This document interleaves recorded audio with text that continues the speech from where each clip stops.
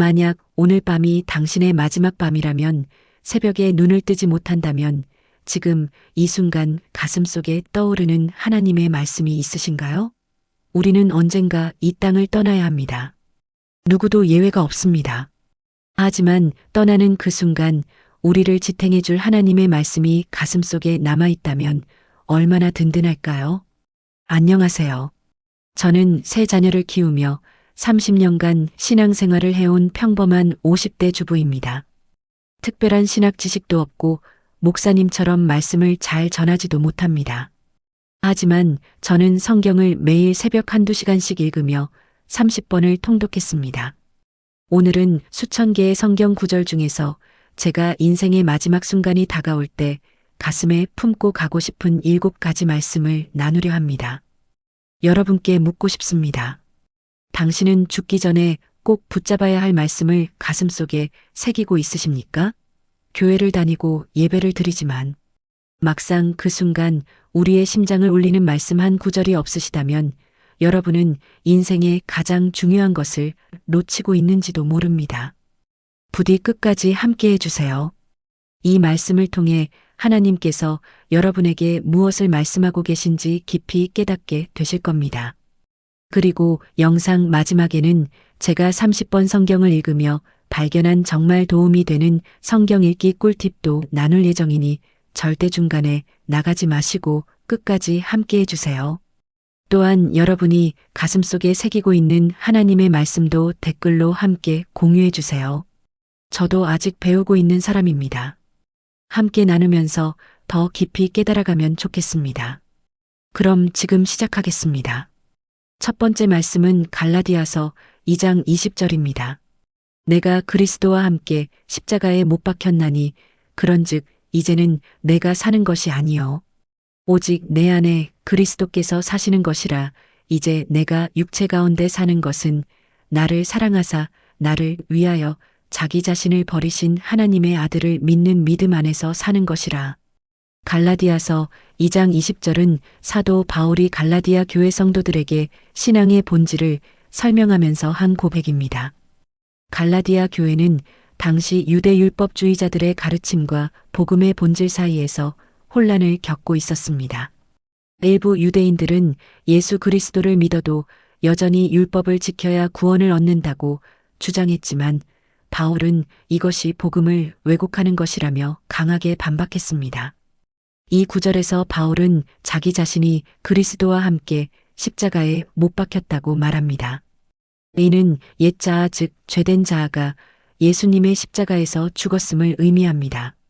믿는 자는 더 이상 자기 자신의 욕망이나 죄의 본성에 따라 살아가는 것이 아니라 예수님과 연합된 새로운 피조물이 됩니다.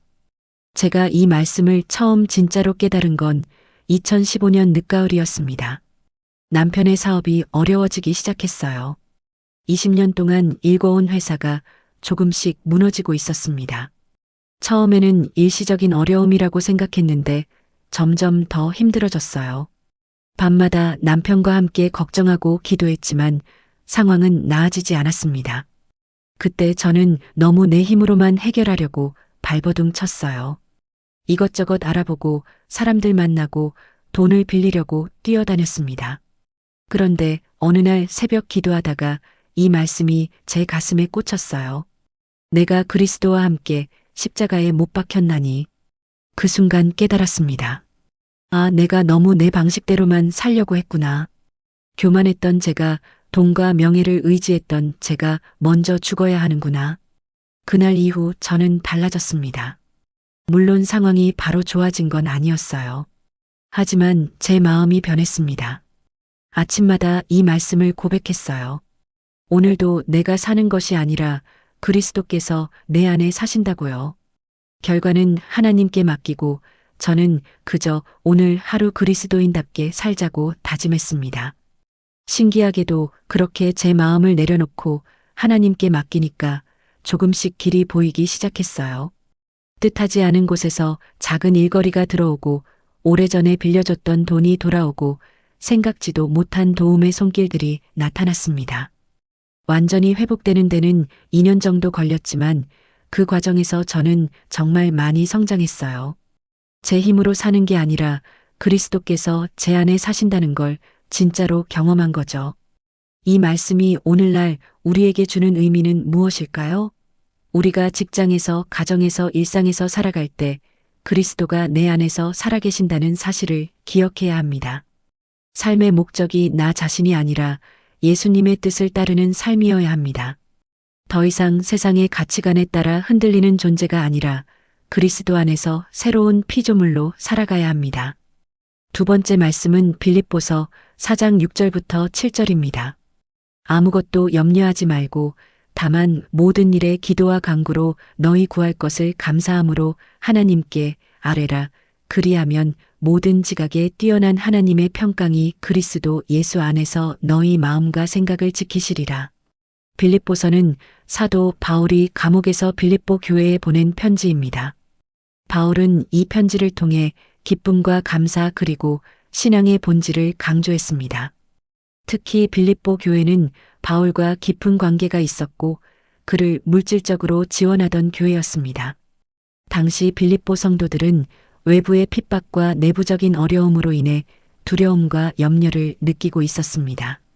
이런 상황에서 바울은 그들에게 아무것도 염려하지 말라고 권면하며 하나님께 기도와 간구로 모든 것을 맡기라고 강조합니다.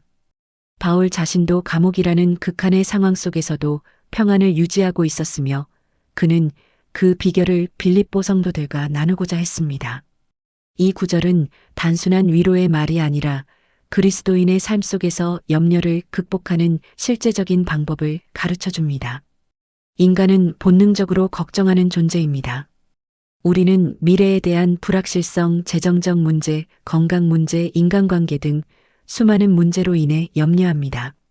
그러나 바울은 아무것도 염려하지 말라고 단언합니다. 이는 문제가 존재하지 않는다는 뜻이 아니라 그 문제를 하나님께 맡기라는 의미입니다. 기도는 단순한 형식적인 행위가 아닙니다. 하나님과의 깊은 대화이며 우리의 모든 것을 하나님께 맡기는 신앙의 표현입니다. 여기서 기도는 하나님과의 교제를 의미하며 간구는 우리의 필요를 하나님께 간구하는 것을 뜻합니다. 그런데 중요한 건 감사함으로 아뢰라는 것입니다. 우리의 기도는 불평이 아니라 감사로 가득 차야 합니다. 하나님께 기도할 때 이미 베푸신 은혜를 기억하며 감사하는 태도를 가져야 합니다. 또한 응답이 늦어질지라도 하나님께서 가장 선한 길로 인도하실 것을 믿고 감사해야 합니다. 그리하면 모든 지각에 뛰어난 하나님의 평강이 주어진다고 약속합니다. 인간의 이성으로 이해할 수 없는 하나님의 평강 말입니다. 세상이 주는 평안은 환경이 좋아질 때 누리는 평안이지만 하나님의 평강은 환경과 상관없이 주어지는 초월적인 평안입니다. 여기서 마음과 생각은 우리의 감정과 사고방식을 의미합니다. 우리는 상황 때문에 불안해진 것이 아니라 우리의 생각과 마음이 불안하기 때문에 염려합니다. 그러나 하나님께서 우리의 마음과 생각을 보호하시고 지키신다면 우리는 어떤 상황 속에서도 평안을 누릴 수 있습니다. 세 번째 말씀은 고린도전서 10장 13절입니다. 사람이 감당할 시험 밖에는 너희에게 당한 것이 없나니 오직 하나님은 미쁘사 너희가 감당하지 못할 시험 당함을 허락하지 아니하시고 시험 당할 즈음에 또한 피할 길을 내사 너희로 능히 감당하게 하시느니라. 고린도전서는 바울이 고린도 교회에 보낸 편지로 교회 내에서 발생한 여러 문제들, 분열부도덕한 행위, 우상 숭배 시험과 유혹 등에 대해 권면하는 내용을 담고 있습니다. 고린도 교회 성도들은 우상 숭배 문화가 가득한 도시에서 신앙을 지키며 살고 있었습니다. 그러나 이들은 여러 가지 유혹과 시험에 쉽게 빠지곤 했습니다. 이에 바울은 성도들이 시험을 받을 때 어떻게 해야 하는지 가르치며 하나님께서 피할 길을 마련해 주신다고 위로합니다. 우리가 겪는 시험은 특별하거나 이상한 것이 아닙니다. 우리 모두가 겪는 인간적인 시험이며 하나님께서 감당할 수 있도록 허락하신 것입니다. 미쁘다는 말은 신실하시고 변함이 없다는 뜻입니다. 즉 하나님은 우리를 결코 버리지 않으시며 신실하게 인도하시는 분입니다. 하나님은 우리가 감당할 수 없는 시험을 절대 허락하지 않으십니다. 우리가 생각할 때는 너무 버거운 시험처럼 보일 수 있지만 하나님께서는 우리가 그것을 이겨낼 능력이 있음을 아시기에 허락하신 것입니다. 하나님은 항상 피할 길을 마련해 두십니다. 죄의 유혹 어려운 환경 속에서도 우리가 빠져나갈 수 있는 길을 주신다는 약속입니다. 문제는 우리가 그 피할 길을 보지 못하거나 그 길을 선택하지 않는 경우가 많다는 것입니다. 하나님은 우리에게 감당할 능력을 주십니다. 우리는 혼자 힘으로 시험을 이기는 것이 아니라 하나님의 능력으로 시험을 감당할 수 있습니다.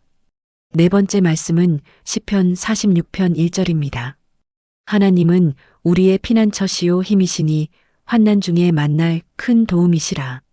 시편 46편은 고라 자손이 기록한 시로 이스라엘 백성이 어려움을 겪을 때 하나님이 어떻게 보호자가 되시는지를 선포하는 시입니다. 이는 전쟁이나 재난 같은 극심한 환난 속에서 하나님의 임재를 보여줍니다. 시편 46편 1절은 특별히 환난 중에 계신 하나님을 강조하는데 이는 하나님의 임재와 보호가 우리가 가장 어려운 순간에도 결코 떠나지 않음을 보여줍니다.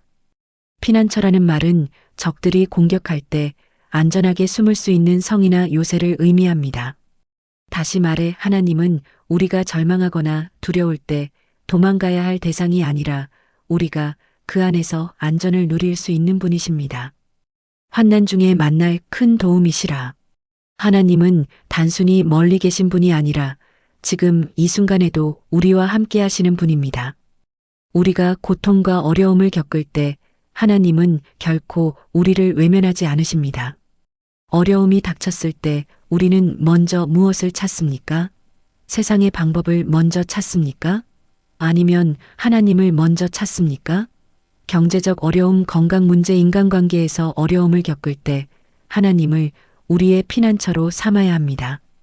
하나님을 단순히 기도할 대상이 아니라 실제로 우리의 삶을 보호하시고 인도하시는 분으로 믿어야 합니다. 환난이 닥쳤을 때 하나님을 먼저 찾는 것이 우리의 본능이 되어야 합니다. 다섯 번째 말씀은 요한계시록 21장 4절입니다.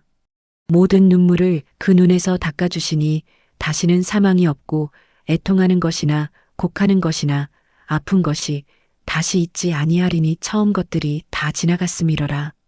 요한계시록 21장은 사도 요한이 하늘나라에 대한 환상을 본 내용입니다. 이 장에서는 하나님의 완전한 나라가 이루어지고 모든 고통과 슬픔이 사라질 것을 선포합니다. 이 말씀은 특히 세상 고난 속에서 믿음을 지키는 성도들에게 위로를 주는 메시지입니다. 하나님께서 친히 우리의 눈물을 닦아주신다는 표현은 하나님이 우리의 고통을 무시하지 않으시고 직접 위로하신다는 의미입니다. 다시는 사망이 없고 애통하는 것이나 곡하는 것이나 아픈 것이 다시 있지 아니하리니 이 땅에서 우리는 슬픔과 고통을 피할 수 없지만 하나님 나라에서는 더 이상 이러한 것이 존재하지 않습니다. 우리는 이 땅의 고통을 바라보며 절망할 수도 있습니다. 하지만 하나님의 약속을 믿고 소망을 두어야 합니다. 인생에서 겪는 모든 고통과 슬픔은 영원하지 않습니다. 하나님께서는 반드시 그 모든 것을 해결해 주실 것입니다. 이 땅의 고난만 집중하지 말고 영원한 하나님의 나라를 바라보며 살아야 합니다. 하나님은 우리의 모든 눈물을 닦아주시는 분이십니다. 여섯 번째 말씀은 이사야 41장 10절입니다. 두려워하지 말라. 내가 너와 함께함이라. 놀라지 말라. 나는 내 하나님이 됨이라. 내가 너를 굳세게 하리라. 참으로 너를 도와주리라. 참으로 나의 의로운 오른손으로 너를 붙들리라. 이사야 41장은 바벨론 포로 생활을 앞둔 이스라엘 백성들에게 주어진 하나님의 약속의 말씀입니다. 당시 유다는 강대국들의 위협 속에서 두려움과 불안을 느끼고 있었습니다. 이러한 상황 속에서 하나님은 이스라엘 백성에게 두려워하지 말라고 말씀하시며 그 이후로 자신이 함께 하시고 도와주실 것을 약속하십니다. 두려워하지 말라. 내가 너와 함께 함이라. 하나님께서 함께 하신다는 확신이 있기에 두려움을 떨칠 수 있습니다. 우리는 세상의 어려움 앞에서 두려워할 때가 많지만 하나님의 임재를 믿는다면 어떤 상황에서도 평안을 가질 수 있습니다. 나는 내 하나님이 됨이라. 이는 하나님께서 우리와 언약을 맺으시고 변함없이 보호하신다는 약속입니다. 하나님은 단순한 창조주가 아니라 우리의 삶을 직접 인도하시는 분입니다. 내가 너를 굳세게 하리라. 우리의 연약함을 아시고 하나님께서 친히 힘을 더해 주신다는 뜻입니다. 나의 의로운 오른손으로 너를 붙들리라. 성경에서 오른손은 능력과 권능을 상징합니다. 하나님은 공의로우신 분이기에 우리를 불의하게 버리지 않으시며 끝까지 지켜주십니다. 두려운 상황 속에서 하나님의 보호하심을 믿고 나아가야 합니다. 하나님이 나와 함께 하신다는 사실을 늘 기억하며 담대함을 가질 수 있습니다. 어려움 속에서도 하나님께서 우리의 손을 붙잡고 계신다는 믿음이 필요합니다. 7번째이자 마지막 말씀입니다. 요한복음 14장 27절과 마태복음 11장 28절을 함께 볼게요. 먼저 요한복음 14장 27절입니다. 평안을 너희에게 끼치노니 곧 나의 평안을 너희에게 주노라. 내가 너희에게 주는 것은 세상이 주는 것과 같지 아니하니라. 너희는 마음에 근심하지도 말고 두려워하지도 말라. 이 말씀은 예수님께서 십자가를 지시기 전에 제자들에게 주신 마지막 위로의 말씀 중 하나입니다. 예수님은 자신이 떠나신 후에도 성령님을 보내주실 것을 약속하시며 제자들에게 참된 평안을 주신다고 말씀하십니다. 예수님께서 주시는 평안은 단순한 정적인 안정이 아니라 하나님과의 올바른 관계에서 오는 영원한 평안입니다. 세상이 주는 것과 같지 아니하니라. 세상의 평안은 환경에 따라 흔들리지만 예수님이 주시는 평안은 환경을 초월하는 것입니다. 불안과 걱정이 많을 때 예수님이 주시는 평안을 누릴 수 있어야 합니다. 이것이 진정한 평안임을 기억해야 합니다. 그리고 마태복음 11장 28절입니다. 수고하고 무거운 짐진 자들아 다 내게로 오라. 내가 너희를 쉬게 하리라. 이 구절은 예수님께서 공생애를 보내시는 동안 유대인들에게 하신 초청의 말씀입니다. 당시 유대 사회는 율법의 무거운 짐을 지고 있었고 종교 지도자들은 종교적 규칙과 전통을 강요하며 사람들을 더 힘들게 했습니다. 이스라엘 백성들은 영적 피로에 지쳐 있었고 진정한 안식을 찾지 못하고 있었습니다. 예수님은 이런 사람들에게 참된 쉼을 주시겠다고 약속하셨습니다. 이는 단순한 육체적 휴식이 아니라 영혼의 안식과 구원의 기쁨을 의미합니다.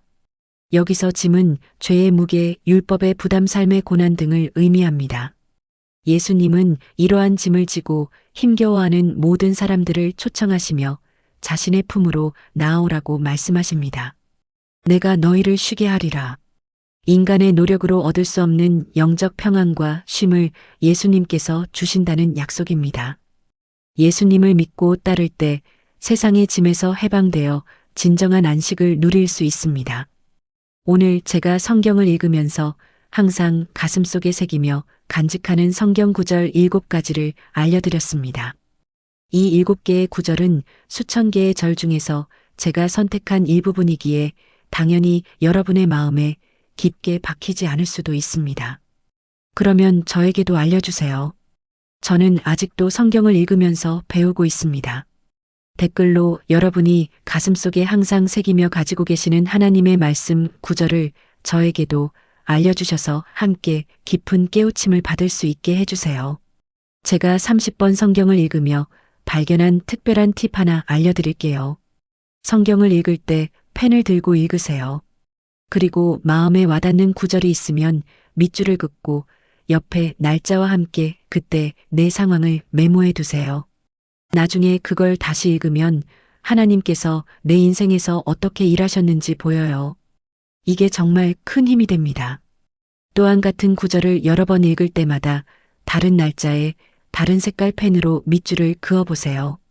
그러면 그 말씀이 시간이 지나면서 내 삶에서 어떻게 다르게 다가왔는지 알 수 있습니다. 자, 그럼 함께 기도하겠습니다. 사랑과 은혜가 충만하신 하나님, 아버지, 오늘 우리에게 주신 말씀을 깊이 묵상하며 주님 앞에 나아옵니다. 우리의 마음을 열어주셔서 하나님의 말씀을 바르게 깨닫고 주님이 기뻐하시는 삶을 살아가게 하옵소서. 세상 풍파 속에서 흔들릴 때도 있지만 주님의 말씀을 붙잡고 나갈 수 있도록 힘을 주옵소서. 우리가 말씀을 우리 뜻대로 해석하지 않게 하시고 온전히 하나님의 뜻 안에서 살아가게 하옵소서. 우리의 삶이 어렵고 지칠 때에도 하나님의 뜻을 신뢰하며 주님께서 인도하시는 길을 따라가게 하옵소서.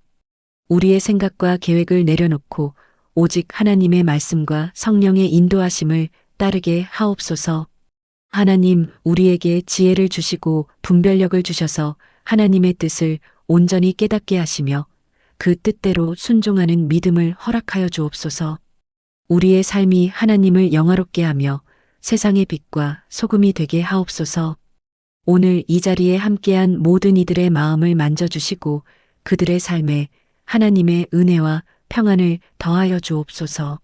하나님을 더욱 사랑하고 의지하는 믿음을 주셔서 끝까지 신실하게 주님을 따르게 하옵소서. 이 모든 말씀을 살아계신 예수 그리스도의 이름으로 기도드립니다. 아멘. 오늘 이 말씀이 여러분에게 은혜가 되셨다면 댓글로 아멘 혹은 은혜 받았습니다. 한 줄이라도 남겨주세요. 그리고 여러분 주변에 힘들어하는 분들이 계시다면 이 영상을 꼭 공유해 주세요. 여러분의 공유 하나가 누군가의 인생을 바꿀 수 있습니다. 구독과 좋아요도 눌러주시면 더 많은 분들께 하나님의 말씀을 전하는데 큰 힘이 됩니다. 다음 영상에서도 여러분과 함께 하나님의 말씀을 나누고 싶습니다. 사랑합니다. 하나님의 은혜가 여러분과 함께하기를 축복합니다. 감사합니다.